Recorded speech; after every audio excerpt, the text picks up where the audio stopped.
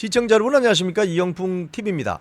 이번 그 방송법 관련 과방위의 이진숙 청문회 관련해서 많은 국민의힘 초선 의원들이 등장해서 활약을 하고 있습니다. 그 중에 한 사람이 박충권 국민의힘 국회의원입니다. 박충권 의원이 이번에 초선인데도 불구하고 나이도 젊습니다. 40세, 나이가 40세예요. 83년생. 이번에 필리버스터에서 6시간 넘게 혼자서 이 방송 관련 전문가가 아닙니다. 이분은 공학도입니다. 공학도. 북한에서 탈북한 공학도 출신인데 방송법 관련 필리버스터를 아주 상세하게 조근조근 지목하면서 지적하고 문제점을 지적한 필리버스터를 해서 아주 인상적인 어떤 기록을 남겼습니다. 먼저 이 박충권 의원의 활약상을 먼저 말씀을 드리고 또 다른 초선 의원들 이야기도 좀 드리겠습니다. 박충권 의원은 지금 민주당이 강행 처리를 예고한 방송 4법, 원래는 방송 3법 플러스 방송통신위원회 1법입니다. KBS, MBC, EBS 이걸 방송 3법 하나씩 말하는 거거든요. 자, 무제한 토론 필리버스터에서 6시간 넘게 6시간 넘게 방송 4법의 불필요성에 대한 발언을 했는데요. 자, 연단에 오르자 박충권 의원의 어떤 이야기는 이런 겁니다. 이 사람 박충권 의원에 대해서 먼저 설명을 드리면은 함경남도 함흥시 출신입니다. 북한 이탈 주민, 탈북자죠. 김정은 국방종합대학 화학재료공학과 졸업. 북한의 대륙간 탄도미사일 ICBM 개발에 참여한 엘리트 연구원 출신입니다. 86년생이고요. 38세군요, 지금. 고난의 행군 시절 아동기를 보냈습니다. 북한 영재학교 제1고등학교 응시했고 우수한 성적으로 어떤 대학도 갈 수 있었다고 합니다. 최종 김정은 국방종합대학에서 화학재료공학을 전공했습니다. 그리고 한국으로 와서는 또 박사과정도 다 이수한 정말 인재죠, 인재. 이번 총선에 국민의힘으로부터 인재 영입 제안을 받아서 정계 입문했습니다. 비례대표, 국민의 미래 비례대표 2번으로 인재 영입됐습니다. 자, 국회 개원 첫날 국민의힘 의원 중 1호 법안인 이공개 지원 특별 법안을 발의했습니다. 북한에 대해서도 굉장히 전문가입니다. 오물풍선이 날아오니까 이런 이야기를 했어요. 오물풍선이란 중저 도발로 관심을 끌어서 향후 대형 도발의 효과를 극대화하고 명분 쌓기를 위한 포석일 수 있다.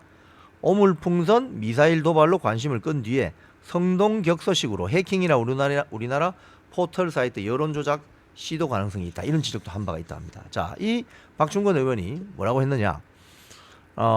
본인이 당선된 직후에 국회의원이 되어서 본회의 단상에 올랐을 때 기대했던 모습은 밤낮으로 연구 현장에서 묵묵히 헌신하는 과학기술인들이 걱정 없이 연구할 수 있는 환경을 만들기 위한 어떤 그런 이공개 지원 특별법 개정안에 대해서 의원들에게 설명드리는 것이었는데, 그런데 지금 이 자리에 언론 장악 방송 개정안 반대를 위해서 올라와 있다. 매우 착잡하고 마음이 무겁다. 이렇게 이야기했습니다.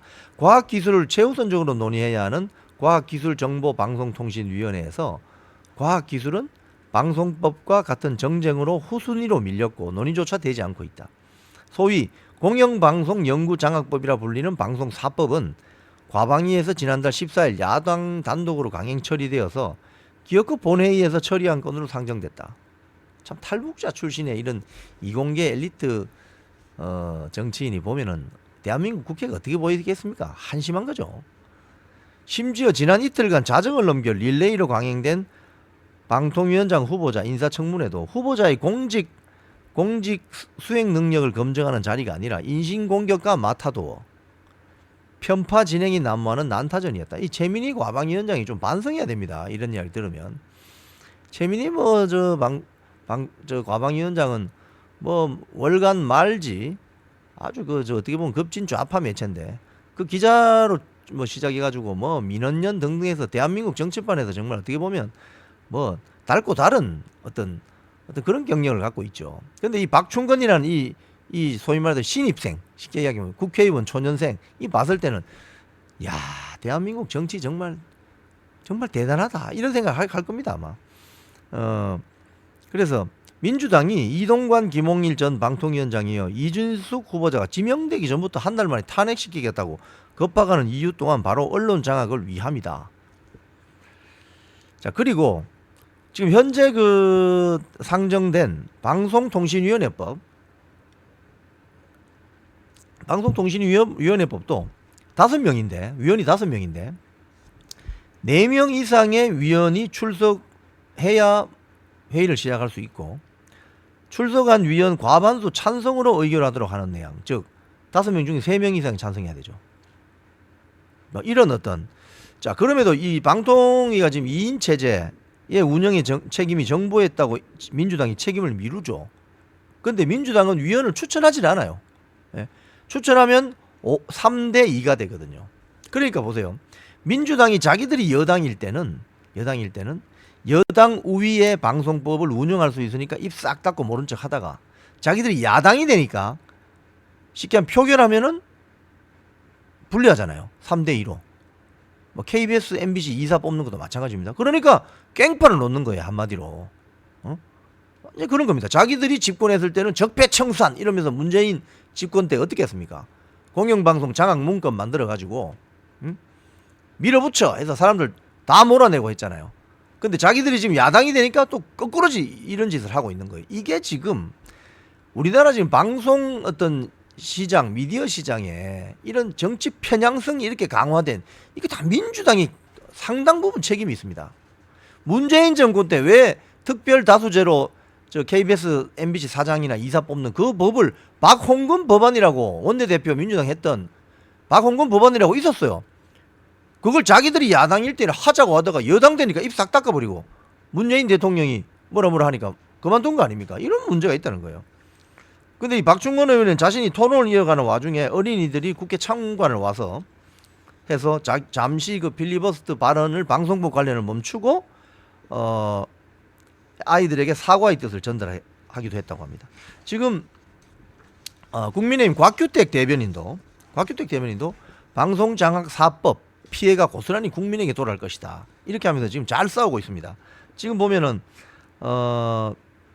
지금 방송통신위원장 직무대행을 탄핵하겠다는 것은 지금 이상인 변호사, 방통위원장, 부위원장 직무대행이 지금 사의를 표명하고 이제 나가버렸죠. 왜? 탄핵당하니까. 그러니까 민주당은 뭐 취임하기도 전에 이진숙 탄핵시킨다고 하고 현재 혼자서 지금 열심히 일하고 있는 사람도 탄핵시킨다고 하니까 이상인 변호사가 이제 일단은 저 사의를 표명한 거죠. 자, 이런 거는 곽규택 의원의 주장은 이겁니다. 방통위 멈춰 세우기의 다급함과 부담감을 여실히 보여준 것이다. 그래서 곽규택 대변인은 우원식 국회의장은 국민의힘에 공영방송 이사진 선임 절차 중단을 요구하고 본회의 일정을 일방 통보하는 등 여전히 민주당원다운 행보를 보였다. 어제도 여야 간 중재를 시도하는 척 하더니 결국 민주당의 입법 폭주에 힘을 실어줬다. 곽규택 대변인의 이 주장은 이렇습니다. 방송장악사법은 민주당과 연대하는 민노총 언론노조 그리고 그 시민단체가 공영방송을 장악하게 하는 악법이다. 방송의 독립성과 공정성을 해칠 것이 뻔하며 그 피해는 누구한테 돌아간다? 고스란히 국민들에게 돌아간다. 네. 또 특히 이 말을 합니다. 민주당이 이전에 자신들이 야당 시절에 제가 방금 말씀드린 거죠. 자신들이 야당 시절에는 비슷한 취지의 법안을 당론으로 채택했다가 정권을 딱 잡자 문재인 정권 때 말하는 겁니다. 돌변해가지고 전 정부가 임명한 공영방송 사장들, 이사들 다 내쫓아버리고 법을 자기들이 그때 이야기했던 박홍근 법안 이런 거 그냥 폐기해버리고 쉽게 이야기하면 참 이게 문제입니다.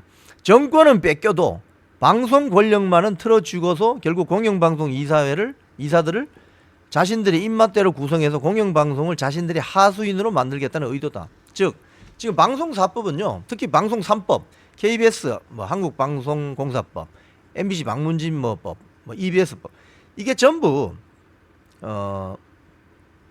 친민주당과 친민노총 언론노조 세력에게 공영방송을 영구히 장악할 수 있도록 제도적으로 장악할 수 있도록 자기들이 야당이 되든 여당이 되든 이걸 설계해 준 법안입니다. 이게 통과가 되면 절대 안 됩니다. 자, 이런 측면에서 이번에 초선들이지만 박충건 국민의힘 의원, 곽규택 국민의힘 의원 정말 활약을 잘하고 있습니다. 이런 초선들이 또 활발하게 활약하는 어떤 그런 국회가 되길 바랍니다. 지금까지 이영풍 TV였습니다.